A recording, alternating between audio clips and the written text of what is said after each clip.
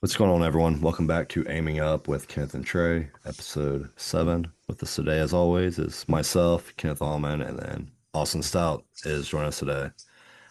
What's This up? is gonna be a fun one. This Uh, can be like not as much topic based, but it'll be a fun one. So we'll just catch up, see how everybody's week's going, what everybody has planned for the holidays. Because obviously, I don't. Kenneth, me and you might try to record next week. We'll see. But I think it'd be fun. I yeah, think if we got the right day, yeah. So we can just start with I'm you. not gonna I'm not gonna do anything. I'm gonna stick around with the family. I don't think we have any plans to like travel or anything. We got our new car in, so I actually dropped it off at a mechanic today to kind of look it over and get a couple of little things done. But um, just man, it's so funny, like how joyful the 5-year-old little kid inside of me is when I get in this car and I'm driving down the road.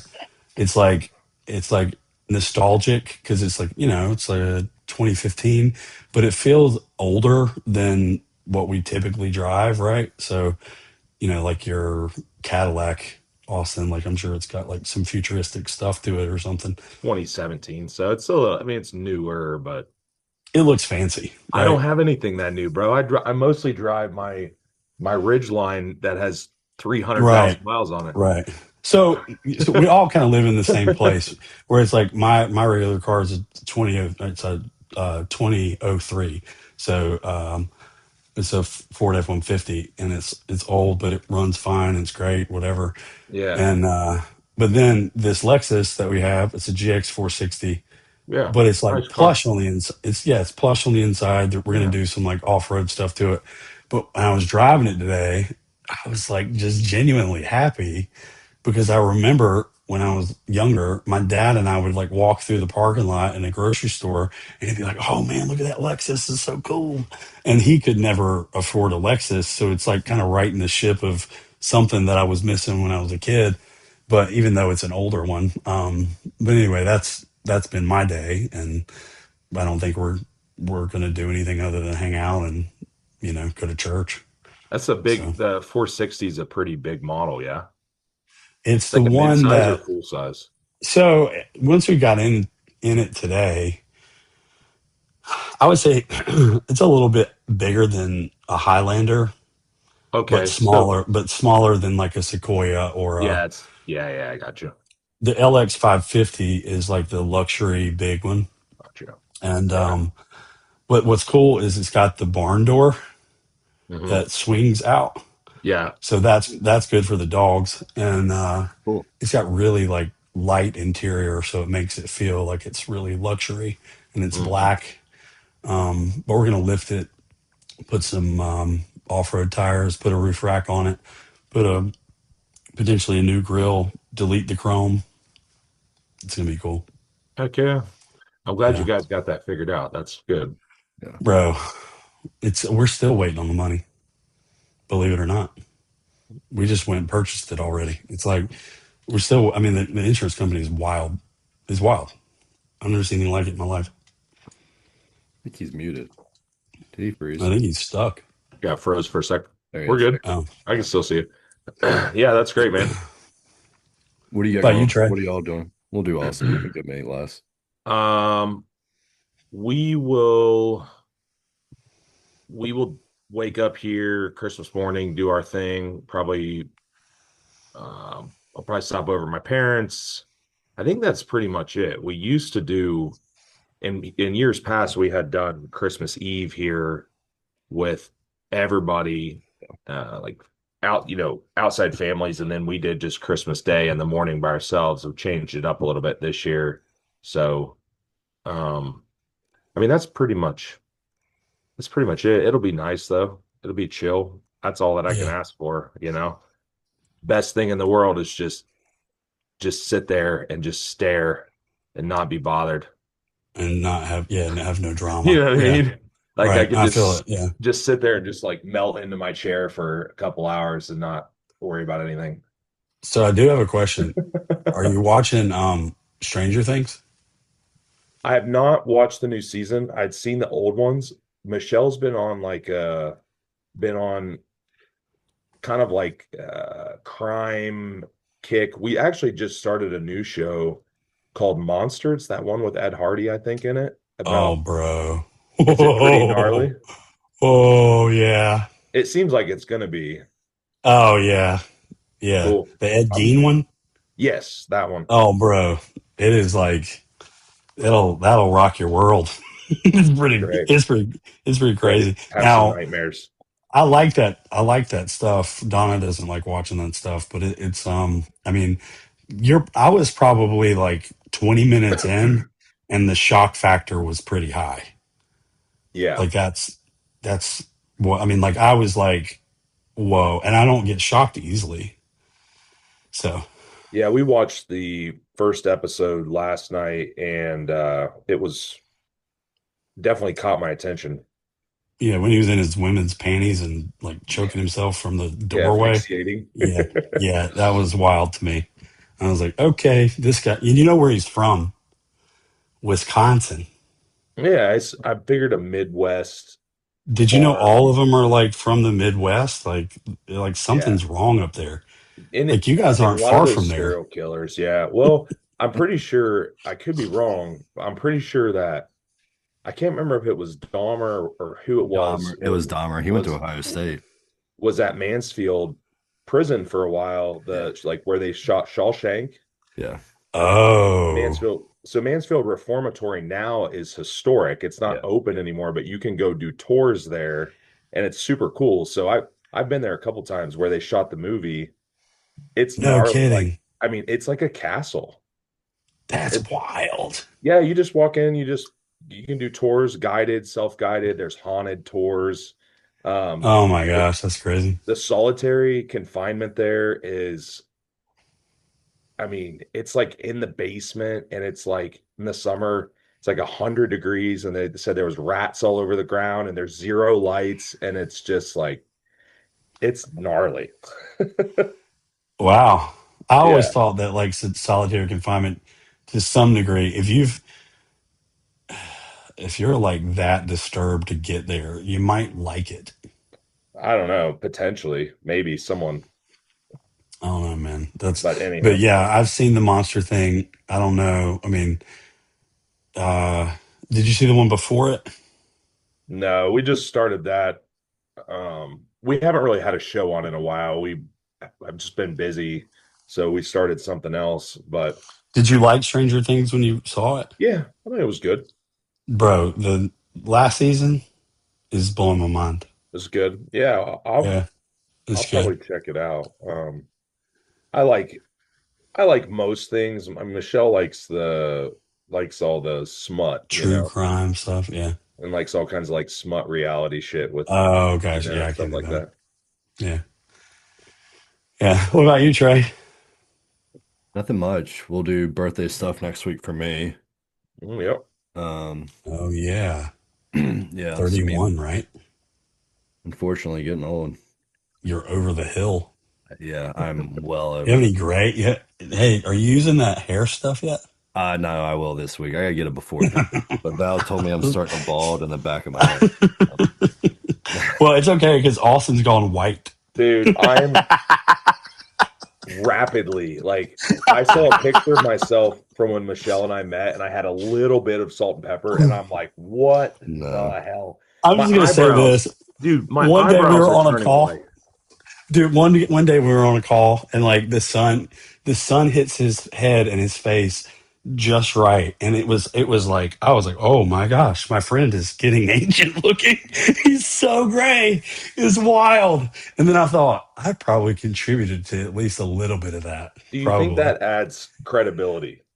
No, it does. I Okay. also think women find it very attractive. So, Michelle Michelle's already said that. right.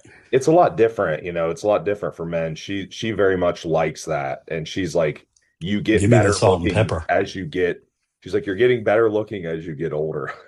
Right. I said, Right. cool. I'll take it. Yeah. Well, when you start using that cream, I'm really curious to see how that works there, Trey. We'll see.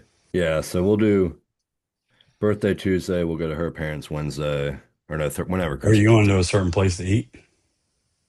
The place I took you. Oh yeah, I We love go that there every place, week. dude. They know who I am, so they know who me and Valerie are. So we'll go there. we'll do her parents on Christmas, and then my mom and sister are coming up Friday next week. So we'll see how that goes. Yeah. Right You want me on. to surround you with some prayer? You want to pray right now? Yeah. 'Cause Is it that I haven't bad? talked to them or seen them in Yeah. years. So Yeah. yeah, I found out yesterday. So I met with one of our pastors today and did counseling. And I'll have counseling on Christmas Eve before then. So we'll see how it goes. Good. Yeah, That's that's good. all. So we're going to Um, talk about some fun stuff today, huh? yeah, so I don't know how to Bodybuilding phrase it, stuff, but yeah. I guess dumb things we've done in bodybuilding, but I don't even want to say it's dumb because it's probably taught us Yeah. more than anything. I know at least with me, it taught me a lot. And I'm sure we all have different point of views. Like, because Kenneth, you and I were talking last week, I think all of us had a different way of how we did dumb things. Austin was, in my opinion, it was like you would mess yourself up and you figure out how can I fix it. And that's how Austin, in my opinion, you've learned to help so many people, and that's obviously helped us. I think Kenneth, like I was you're, just stupid. yeah, with me, I was stupid and then worked with less than ideal individuals, and You had guidance into the gates of yeah, I hell. drank the I Kool-Aid, just and wandered there. yeah, yeah. I think Kenneth, you like accidentally wandered there. I feel like, and then with You're me, right, I knew it 100%. was wrong, but did it anyways because I was 21 to 25, so I was very dumb. So I don't know how we want to go about it. I mean, we've all got different stories with it.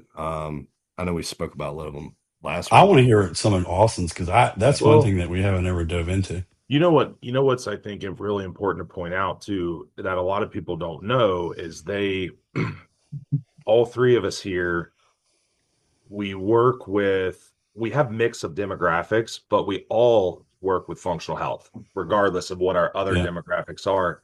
I think people forget that a lot of things we speak on our experience, right? Like we speak on our Yes. own personal experience and then obviously experiences that we've had with clients, right? Hmm. So I think people oftentimes when they're going through something that's difficult, what it could be anything, just hormones or GI or just fatigue or whatever, they feel alone, right? They feel like Hmm. I'm kind of alone in this. There's not a lot of people that have experienced what I'm experiencing. They I'm a say you don't unique, know what I'm going through. You have no clue. right? But what they don't realize is we just don't talk about it all the time. Right. They're like, yeah, they're like a unique, they think it's like Go a back to unique episode 7 situation. and listen. Right. Um, and that's not to say that, so that doesn't mean that you're discounting the way anyone feels. You're not being like, hey, suck it Right. up. But it, we, when we talk to people, it's like, we get it, right? Hmm. Either, whether it be personally or with other people. Um, and like you guys said, I mean, pretty much everything that got me into this in the first place was my own mistakes, right? And Yeah. they weren't bodybuilding. They were different than other people. They weren't like I didn't abuse, I wasn't like abusing, PDs or anything. It was more just my masochistic, Right. like need It's your to just perfectionism. never, yeah, to just never be outworked by anyone. And I will die on that hill no matter what. Right. Right. So when did that all right, so when you started like your health journey, what age was that? When was the Um, stroke? Were you 21 or 22? yeah, I was young, dude. I was 20. I just turned 21 years old and I had the two TIAs, the trans ischemic attacks, that's mini strokes. Yeah. What I mean, caused yeah, that? so when I went to the hospital because I had two of them. First one, I didn't even go to the hospital because I didn't know what was going on. Second one, I went and they just said it was stress because like everything else was checked out. They immediately rushed me back, cut my shirt off, EKG, like they hooked me up, they ran blood work, they did all this stuff, make sure I wasn't dying. But yeah, I was only 21 years old. So my first introduction into what happens when you go too far was at 20, just had turned 21 years old. Okay, so explain to me. I mean, this is wild. So like when I get cases where we're talking about stress and we're talking about extensive stress that has now caused, a physical ailment to the degree of a stroke, we're talking about 40-year-olds. I mean, usually like the resiliency of at least the person, it takes a while to get to a place where, Or cumulative, yeah. you're that broken. Yeah. So explain to us, in whatever detail, how will like where can you draw the line back to when did the stress start? What, to some degree, what was the stress? We can talk about it. And then, like, how the hell did it happen at 21, bro? Like, I mean, Yeah. that's nuts. Yeah. And for people that don't know, I mean, you can look this up now, easy to Google this type of thing, but a TIA doesn't really have lasting loss of motor skills or anything like that. Right. I My didn't have to like mom had one. relearn how to walk, right? I do Hmm. have a twitch in my eye a lot, which I always joke it's from that. It's probably not, but that's probably just my current That's probably stress. your current stress that I Current was going stress. to say. But so I had been bodybuilding, did my first competition at 18. I was almost 19. And then, so I mean, I was seriously doing that. But it started before that, wrestling. Um, as soon as I found, here's what happened essentially. I had a torn ACL in my right knee. I had to get surgery before my junior year of high school. I can't remember. It was somewhere around there. So I wanted to optimize my downtime and I started researching nutrition, right? Everything I found, most of what I found on nutrition was related to bodybuilders. So I was like, okay, well, this population obviously knows something, right? That's where Hmm. the infatuation with it all started. And I could still train. I couldn't do like lateral movements and stuff with the ACL, but I could still do stationary stuff. So I was training, eating, in high school, and Trey can relate to. I mean, Trey was doing a lot of this in high school. I was weighing the food, I was bringing my Tupperware to school, I was doing all that stuff. But I was just like a lot of the people that we know. I mean, I was obsessed to the degree of everything. My entire life changed. Like my social relationships changed, my hobbies changed, everything changed at that point. And then I got right into bodybuilding, and it was when it all happened, I was working full time. I was taking classes online full time, and I was getting my coaching business. I was working on that because I didn't have a ton of clients at that point. I had some, not a lot. Um, and I was prepping for a show, and I was trying to Wow. maintain a relationship. I lived with my girlfriend at the time. We lived together, and so I was commuting like 40 minutes back and forth to gym where I personal train. But I was getting up at 5 o'clock in the morning and on the stationary bike and doing schoolwork while Saved by the Bell was on. I can remember this vividly. I would always watch like reruns every morning. And at night when I got home, I would do more schoolwork or take quizzes or whatever it was. And it broke, man. Like I couldn't, it wasn't that I was lacking sleep. I mean, I was still probably sleeping on average 6.5, 7.5 hours a night, which isn't, 6.5 is not great, but it's not, we know people that do way worse than that, right? Yeah, I was doing 4 for a while. Yeah. So it wasn't even, I mean, it wasn't so much that, it was just, I think it was just a cumulative emotional strain of wanting so badly to be the best that I could be. It was just this internal drive that I refused to settle for anything less than that in any part of my life. And I would drive myself absolutely bonkers trying to figure out how to do that. So it's like, we know this with clients. We could tell them to sit on their couch at home, but this is still going, right? Yeah. Right. The Hmm. rumination's still going. The perfectionism is still moving in their brain. It's not something that you can shut off just because you go out of the gym, right? It doesn't work like that. Um, So, where was the root of that? I have theories. I mean, I think my upbringing, I was pushed to excel a lot. And again, this isn't a knock on anyone. It's just how my It's upbringing just the was. facts. Sure. I was rewarded very much based on achievement, right? So a very conditional type of transactional thing, right? Yeah, And sure.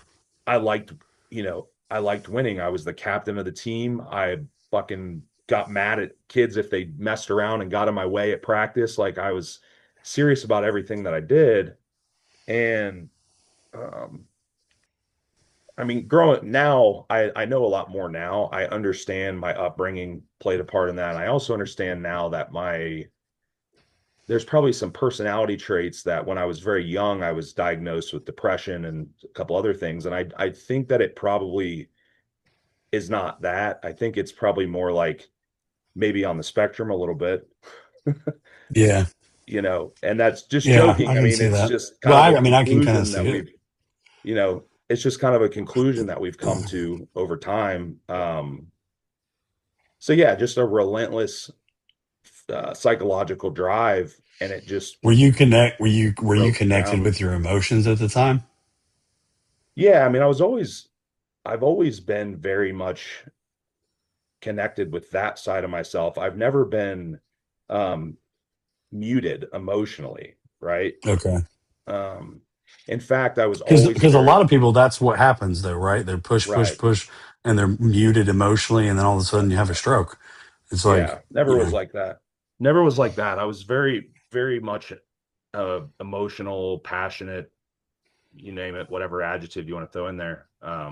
But yeah, I mean, that was without going into like extreme detail. I mean, that was pretty much my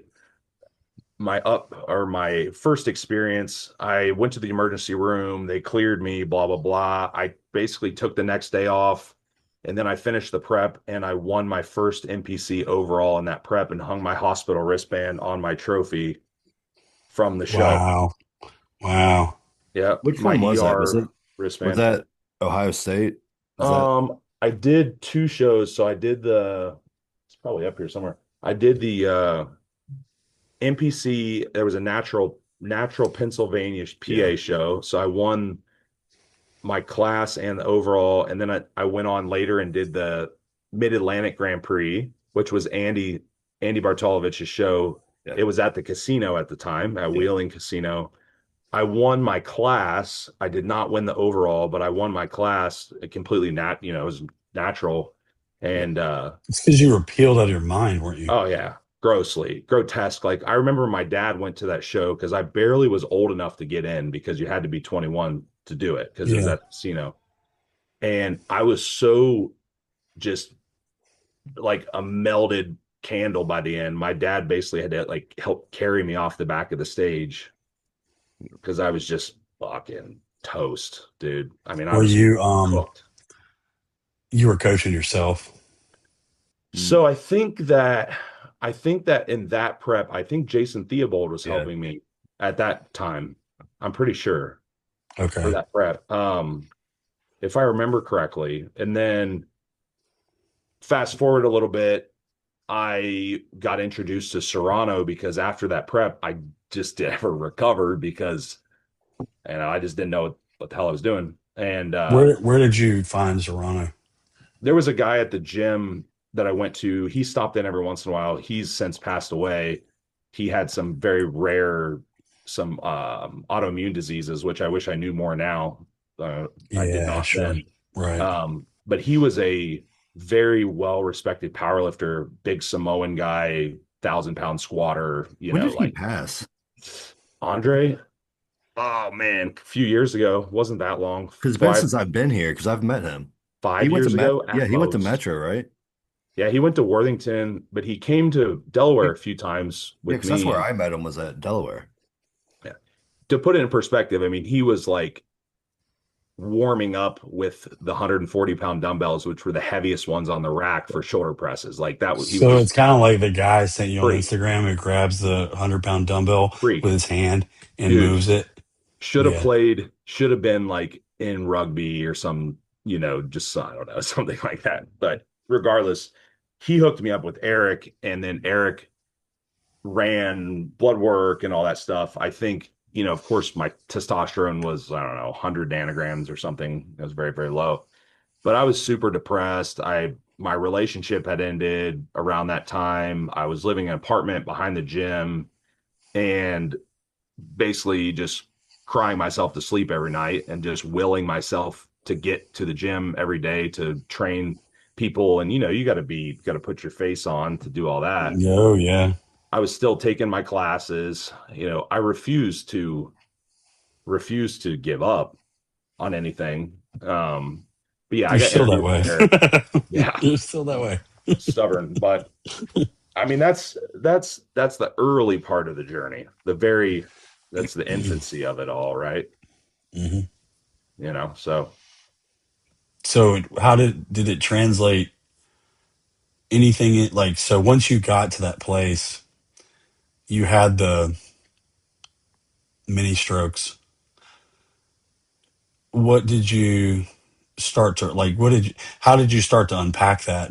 I mean, I'm sure it wasn't like you knew what to do, or yeah. um like what, like, and then at some point PEDs came into play, right? So Well, I got put on TRT. You got to think okay, I got put on testosterone replacement, and I wasn't even 22 yet. right, because you were By at the 100 nanograms by per later, deciliter. we Yeah. tried to recover it. We tried a few different things, and the conversation basically was we might be able to recover it a little bit more, but I think the reality is that you're always going to be a high performer and probably want to compete again and all this stuff. And so I think that even if we can get you to 500 nanograms, it's not going to be, It's It's not gonna gonna knock you last. back down. it's just not going to be Yeah. sustainable. So that's kind of where we had to make a decision at that time. I was prescribed Wellbutrin too for a period of time to kind of help me get through the depression while my testosterone level was raised, and then I came off the Wellbutrin. Luckily, I never really became reliant on that, but yeah, I mean that was my introduction. But of course, when he drew the lab work on me, I had only seen labs on a handful of occasions at that point in time, and Okay. so you got to think that was 15 years ago, right? That's about when I was introduced to that side of things, and Was optimal a thing at that um, point? not as much, but Eric is a little different than us in the sense that Eric is, if you had a conversation with him, he could back things up 16 steps in the process of how everything works in your body and tell you you probably have these deficiencies and your Krebs cycle is you're not functioning well. Like he's very, very fluid and good at that. So I would say that it's not as it is now, but he was already doing it Yeah. at the Okay. time. Um, that was before we Because had GI maps or Dutch he's like a tests or any root of that. cause guy in general. 100%. Exactly. Yeah.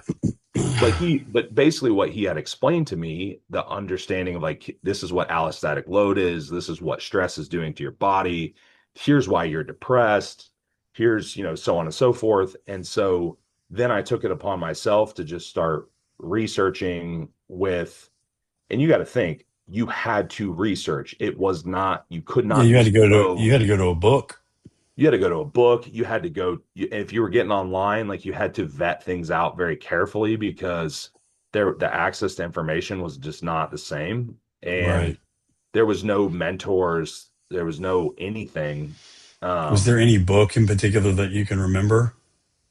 I actually read some like actual medical books as much as I could stand to do it because I just hate reading. It wasn't really my thing, but I read some Sure. of that stuff. Um, and then I kind of stumbled upon different holistic resources and stuff online, but none of them were bodybuilding. You got to think this was like Chinese medicine and some holistic doctor who only five existed in the country at the time. Like Right. Right. naturopaths, like there was hardly anyone doing it, right? Um, Yeah. so I kind of started talking about it a little bit online, right? But it was still very foreign to people, and they're mostly just didn't get a lot of traction initially, but Yeah. over time it So, did. but with I'm interested in the conversations with Serrano because I don't know if you learned this way, but sometimes the best way for me to learn is to sit in conversation with you two, because like you guys both mentor me to some degree in some sort of capacity when it comes to cases, because you guys are the guys I go to. And like the conversation in of itself, that's what I learn from, because like your like Trey's perspective is even different than your perspective over here. And like, but even though it's kind of the same arena and it's the same direction, it's just a slight change. So the slight change of thought process, or even when I talk to Sam Miller, Sam's brain like works opposite of mine. So when I have a conversation with Sam, I think he's going to give me an answer to my question, but he ends up kind of asking a question as to why I'm asking the question, and then answers the question within the question. And it's like, okay, that just exhausted me, but thank you for all of that, because it put the all the pieces together for me. And then there's times where, both of you guys do that in certain ways. Like sometimes I get a voice message from Trey and it's like 20 minutes long. It's like, wow, he walked me all the way down. I'm really appreciative for that. But I'm going to have to like save this voice note into some sort of text so that I can go back to reference it. And then Austin, we can sit and have a conversation where we're bouncing between personal stuff and personal experiences, and then we go and talk to a client and talk about a client, and between the personal experiences and the client, we've come to some sort of like, I don't know, save the world thing. And Mm. like that's what we also like, we actually had, we just figured something out that was bigger than we really ever thought about. Yeah. And it's kind Yep. of like the kidney thing yet the other day. Mm. So I found a SS31, or so BioLongevity Labs has got it Yeah, it's right back. now. Yeah. And so I got 5 of them for my mom. But like, there's just stuff like you'll go and have a conversation with somebody, and then that conversation translates into something else. But ultimately, I'm curious, when you have a conversation with Serrano, do you walk away with like a sort of a book full of knowledge at that point? Mm. You know what I'm Then I saying? did. Then I definitely did. But I was also young and resistant. And he'll tell you right now, he's like, Austin and I argued a lot. He Because I thought I knew. Seriously, like I just thought I had taken my own physique and got in shape for a bodybuilding show, which whoop-de-doo, that doesn't mean that you're smart. And Yeah.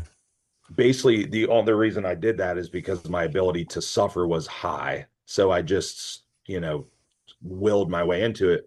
But I'd also helped other people lose weight and gain muscle, and I'd already prepped some people. So I thought that I knew what I was doing, right? And Eric was like, you need to sit down, just And you need to listen. you need to simmer down. But what I really appreciate about Eric now that I never realized then, and I've only really come to realize in the past probably handful of years, is he operates everything he does. Yes, there's science and he'll teach you mechanisms. And I usually do take something away, even now when we go in, but he operates off of his ethics and these foundations, which is something that we do to make decisions, right? Yes. Like if we're in a Uh-huh. tough situation, we think about what do we stand for, and we use that to guide us in those Yes. decisions. He does the same thing. He bases his decisions off things like faith, off family, off of just good moral, basic moral values. And I never realized that that's part of what he was teaching me initially, was that basically he's not a bodybuilder, but bodybuilders are crazy and they lack, they are very A narrow, lot and of those things. there's so many things that they need in their life that they don't have, that they would be better off if they did have. And I didn't know that's what he was teaching me originally, Yeah.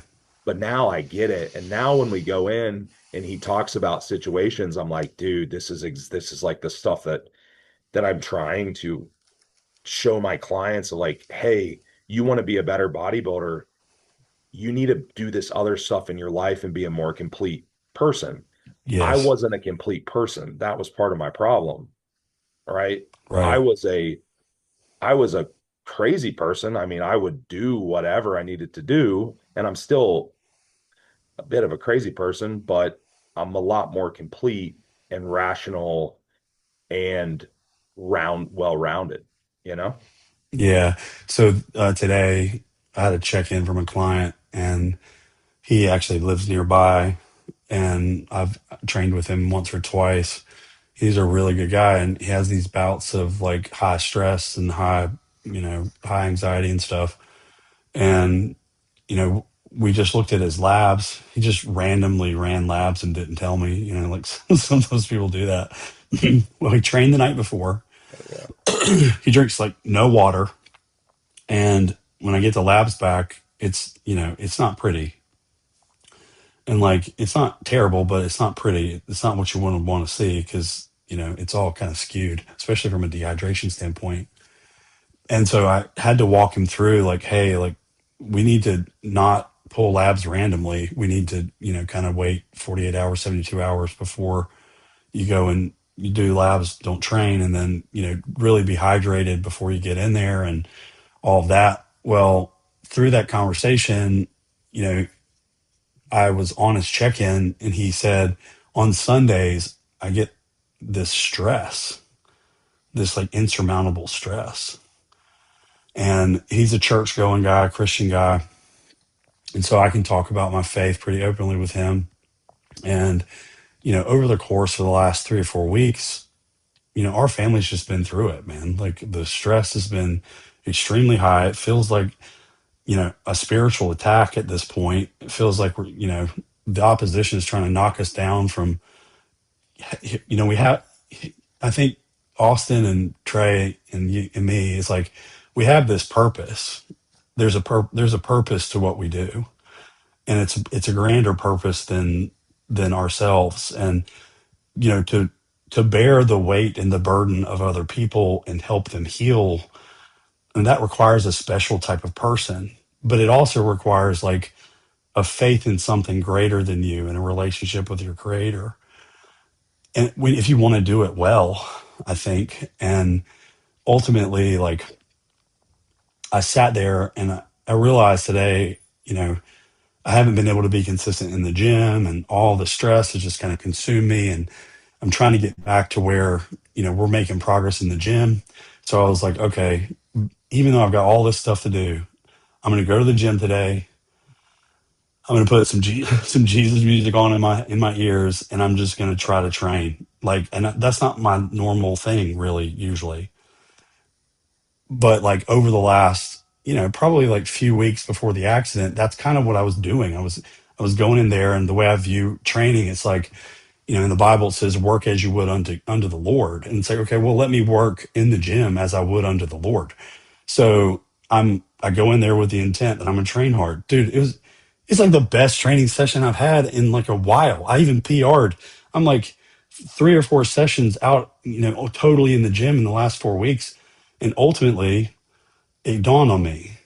I was like, okay, I've lacked leadership in like covering my family with my faith and prayer and like going to church. We kind of failed at going to church. We kind of failed at like, listening to the right kind of music, and just there's a there's like an ethics portion to keeping your mind right. And if you don't, like things gets, it gets in and then it's hard to get it out. So I called Matt. I didn't mean to out him, but Matt, I have a couple Matts, so whatever. But ultimately, I called Matt today, and I was like, "Hey, um, on Sunday, when you're when you're leaving church, you're saying that's when the stress starts seeping in, and he doesn't like his job. He doesn't want to do it."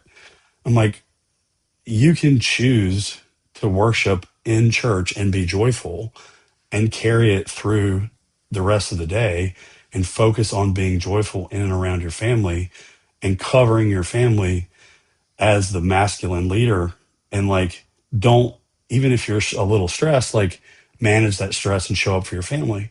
And I was kind of emotional when I said it, and he stopped and he was like, wow, like you read my mail, dude.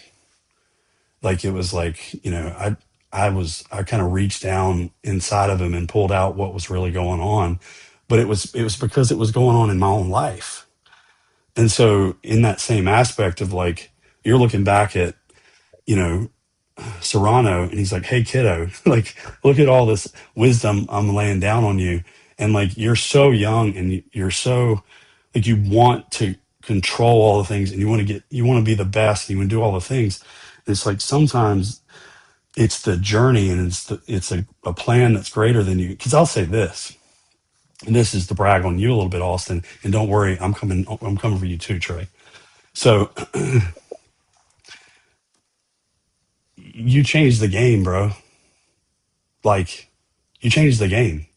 Like the whole game changed because of you. Like the whole thing.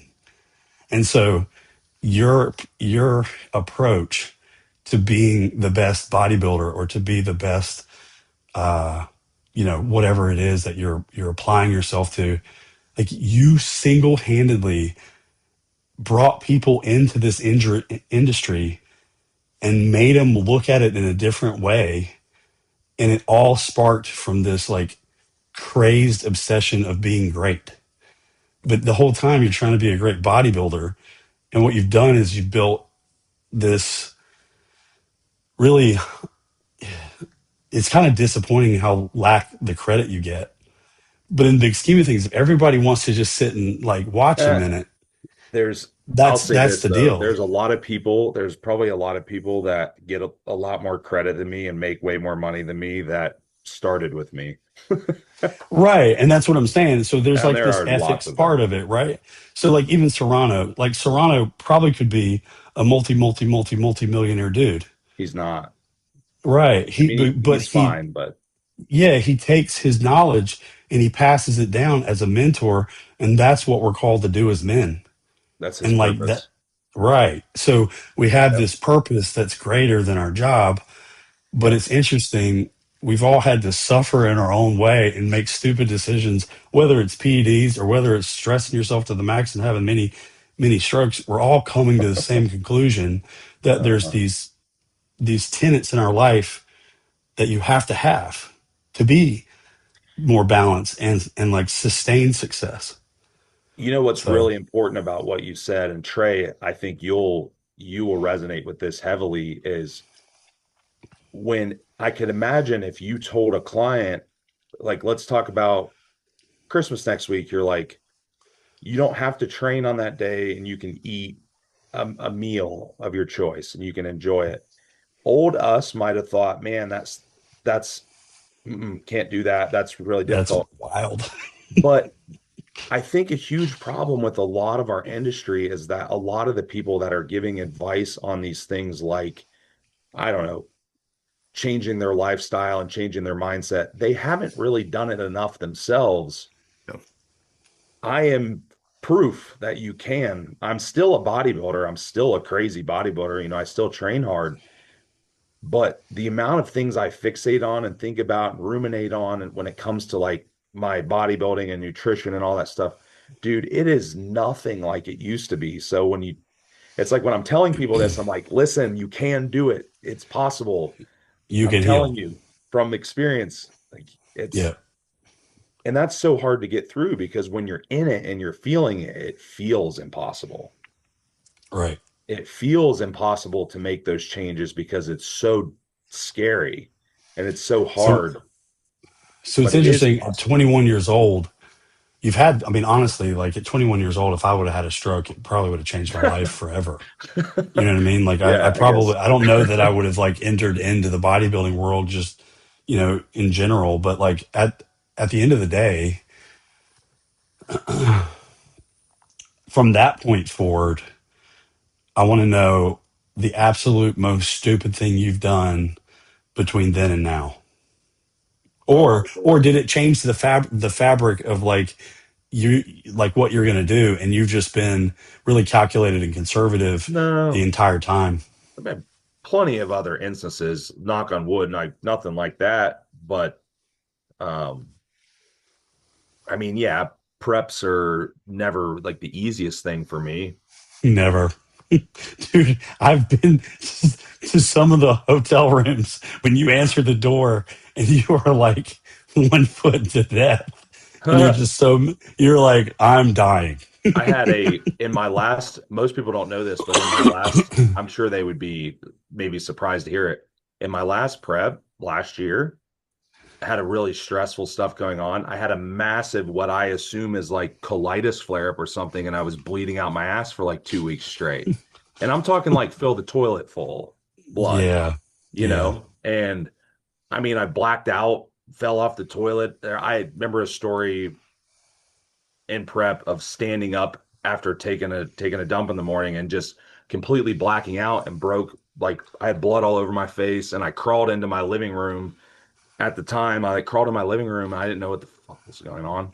And I just like crawl up onto the couch and I'm like, what just happened?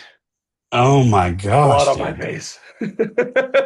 You know, I mean, That's, I mean, honestly, I don't know if I'm like shocked or more impressed. it's not a brag. It's stupid. It's stupid, man. Like you got to understand, prep is bodybuilding.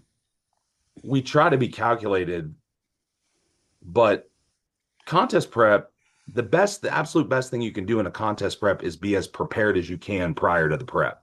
That's the only Right. real, I mean, you can definitely do things within the prep to help mitigate, right? To manage fatigue and do all that stuff. But Right. there's just some people that, regardless of what you do, I hate to say it, but I'm maybe not the absolute best person when it comes to getting contest lean. And Yeah. unfortunately, that's just kind of the hand that I was dealt. And I can make one of two choices there. I can just not do it and say, like, well, genetics, whatever, or I can do whatever, I could do what it takes to do it. And So I on don't that have to note, do it. I want to tell you something, an experience that I have with you Yeah. that will always sit with me for the rest of my coaching career and into my life.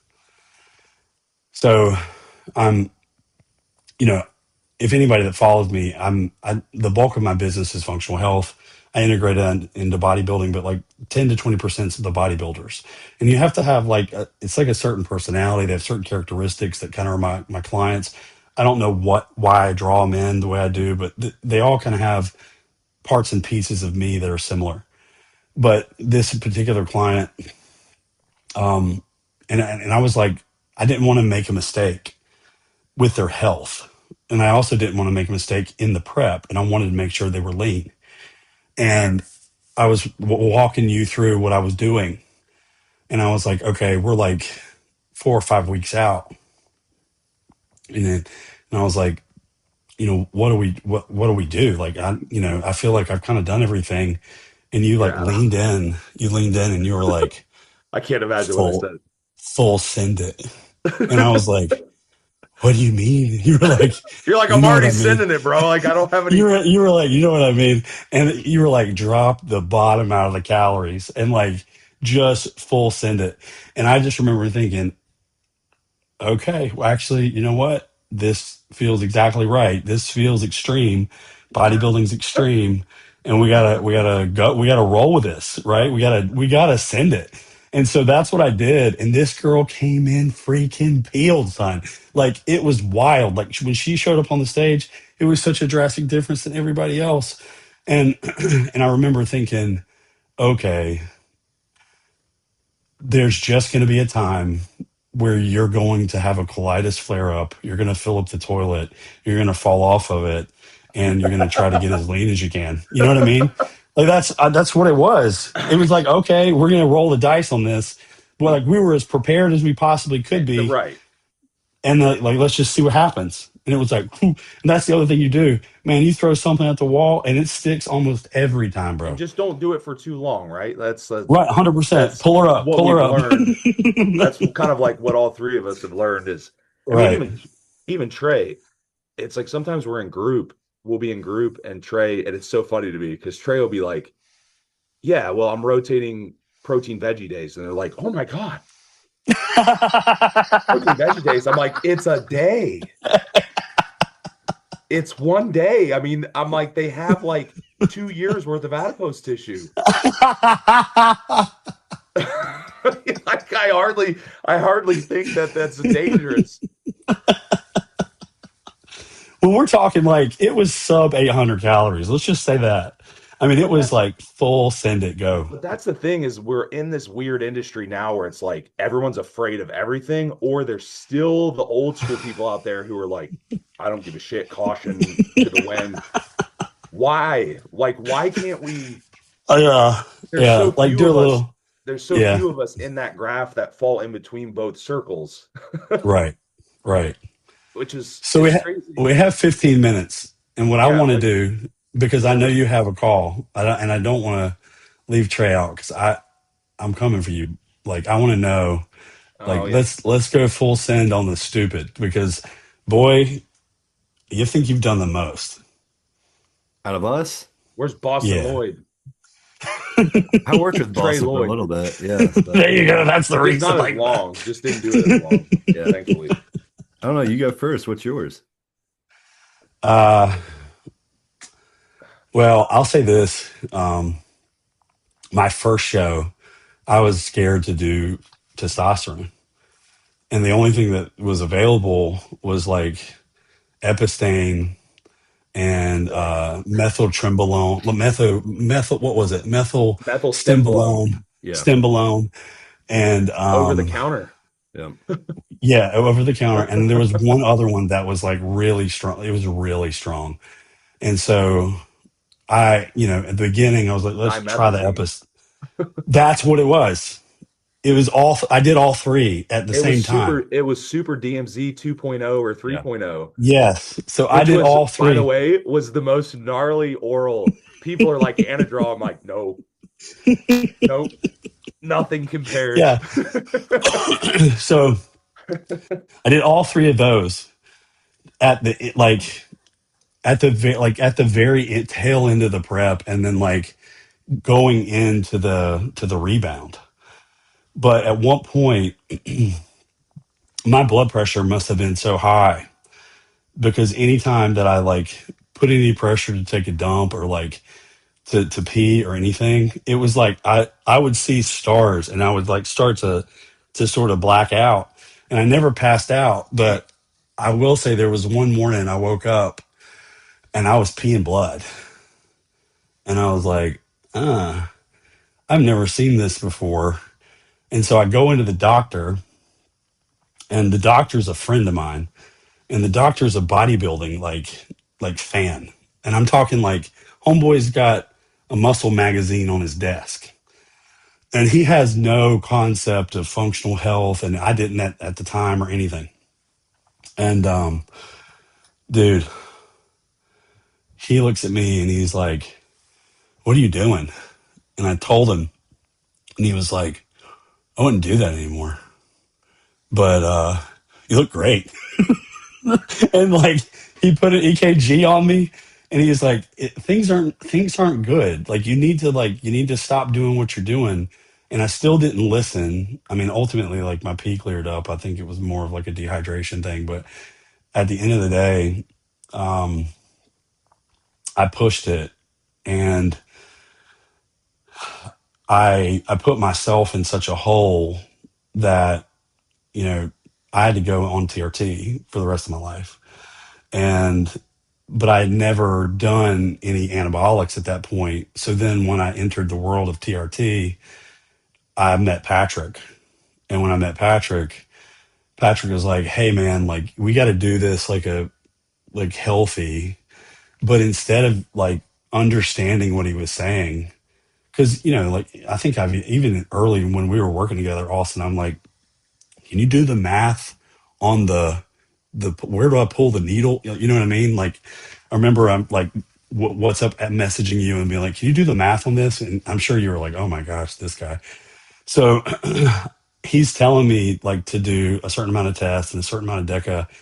And like, I ended up doing like quadruple the amount of test and deca. Like I was on like 3 grams of gear for like my first cycle, my real cycle. So I gained like 50 pounds literally in like a month and a half.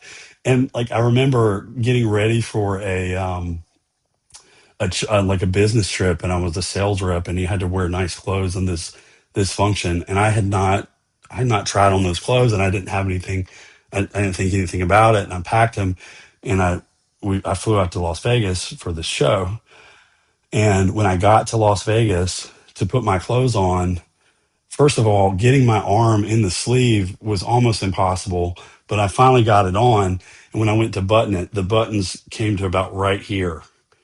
And I realized, oh my gosh, I'm in trouble. And I had to go downstairs. And luckily, like Las Vegas is open all the time. And I was able to get like a dress shirt and stuff.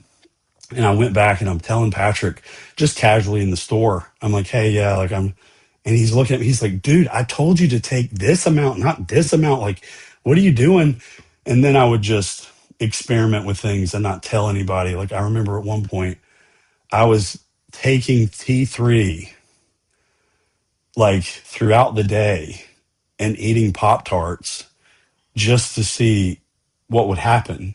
And I remember having like explosive diarrhea, and it was just a wild thing. Like there was so many things that I did that just were had it made no sense. I tried multiple orals. I think I even told Trey this. It was like I was on Deca, and it was a ton of Deca, and it was a ton of tests. And then I was like, well, let me put this methyl tren in, because let's just see what happens. And I pinned like a tiny bit of it, and I did it for whatever reason, like on my chest. And dude, within 20 minutes, I had nipple soreness that was so sore that like I was almost lactating. Like it was unbelievable. It was in 20 minutes, and I called Patrick, and I'm like almost crying. Like I'm like, I've ruined my life. I've got bitches. I mean, it was just this crazy thing. And he's like, do you have any caber? And I was like, I don't even know what caber is. He's like, come to the store. I got this prohibit stuff. And I mean, it's nuts, man. It was a uneducated experience, because I had full access to anything and everything whenever I wanted it. And it was like, and it was all free at the time. So like I would get online, and it was a shop.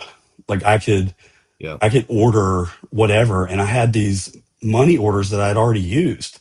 So I used the money order number, and I put it in the order, and they'd send it for free.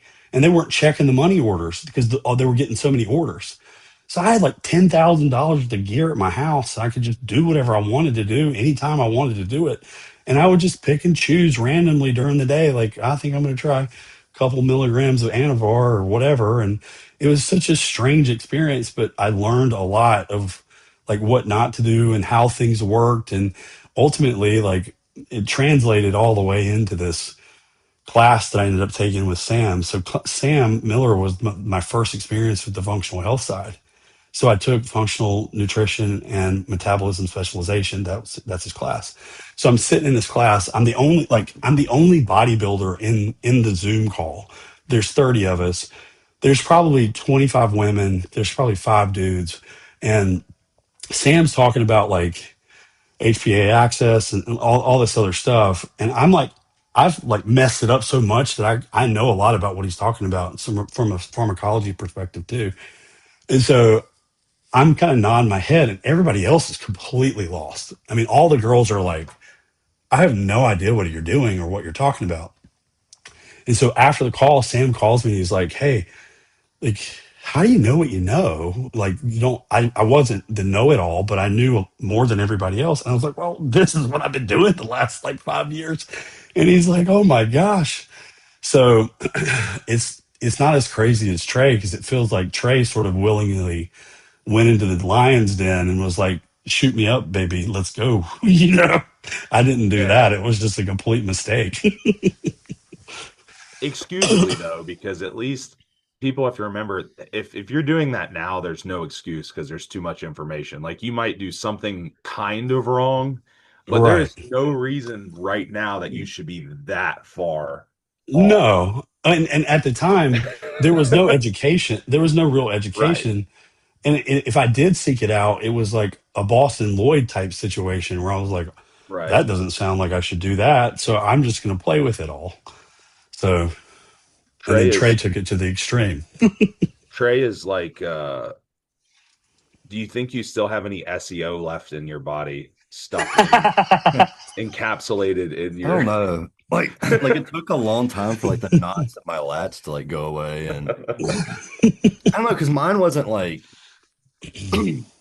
because we obviously don't have time, but like obviously like I learned a lot through Austin, but then I was very, I mean, I started Austin. We met when I You was were combative with him though. He yeah, but I was didn't he like try to lead you? 21 and trying to understand. It wasn't really combative. It's like Austin had my best interest, but I think like I was very Was it the naive. Serrano effect thing No, I going was like on? no. very, very naive to like everything, I feel like. And I mean, maybe Austin can elaborate more because We were really good. We were really good at first, and then there was just a short period of time where I think Trey just kind of like bubbled himself and just didn't want to hear it, right? And so I was like, Yeah. okay, you know what I mean?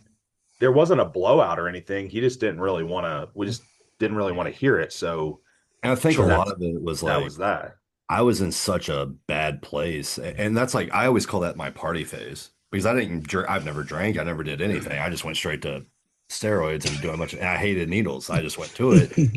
And I think for me it was like I think back to that. I'm sure Valerie could attest. Like I just kept to myself. Bodybuilding was my life. And I also had like a death wish too. Like I was like, I don't want to be here after 25. And there was Yeah. no point in life. And at that point, it was like, I was very big into cutting at that age. And I was like, well, what can I do that maybe my now wife wouldn't know or other people in my life Uh, wouldn't see?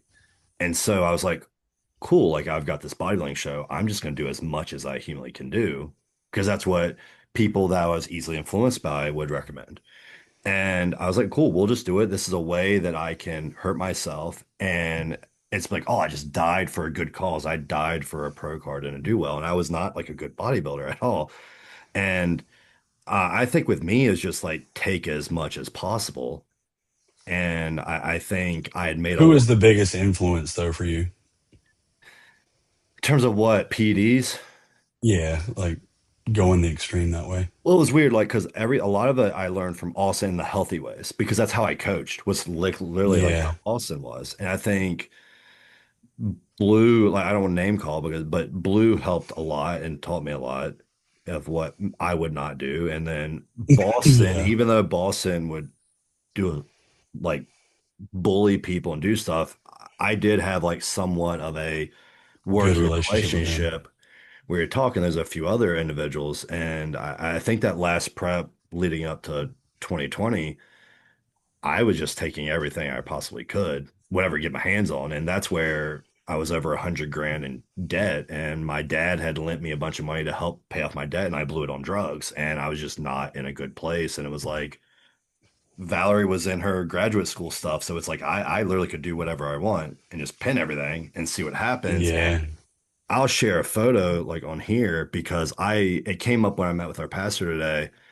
So the left is where I was at 25, taking all that stuff.